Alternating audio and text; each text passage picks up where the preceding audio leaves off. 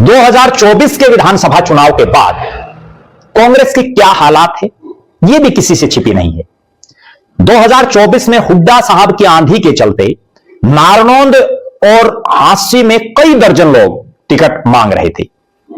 कुछ एक तो ऐसे थे जो राहुल गांधी तक भी पहुंच गए थे टिकट मांगते मांगते,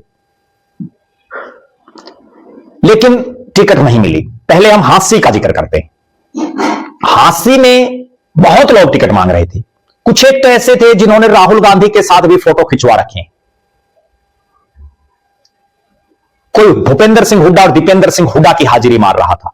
तो लेकिन टिकट ले आए कुछ ही रोज पहले पार्टी में शामिल हुए राहुल मक्कड़, और उसका परिणाम यह रहा कि पिछले 1.25 साल से हांसी के ज्यादातर कांग्रेसी अपने घरों में बैठे हैं, निष्क्रिय हो चुके हैं।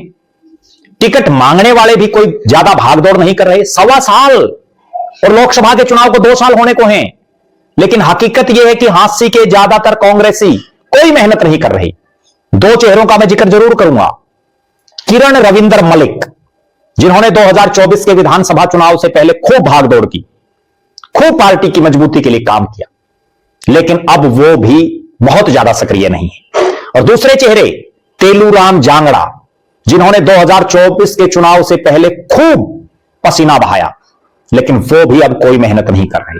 और इनके अलावा चाहे कोई राहुल गांधी के साथ फोटो खिंचवाने वाला नेता हो, चाहे कोई नेताओं के बड़े बड़े कार्यक्रम करने वाले हों, वो सब लगभग निष्क्रिय हैं।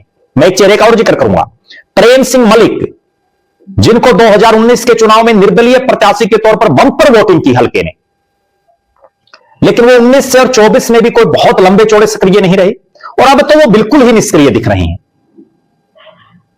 इनके अलावा पार्टी में यहां पदाधिकारी भी हैं, कोई प्रवक्ता है तो कोई किसी अन्य पद पर है, लेकिन उसके बावजूद पार्टी की मजबूती के लिए जिस ग्राउंड जीरो पर मेहनत करने की जरूरत है, वो मेहनत नहीं कर पा रहे।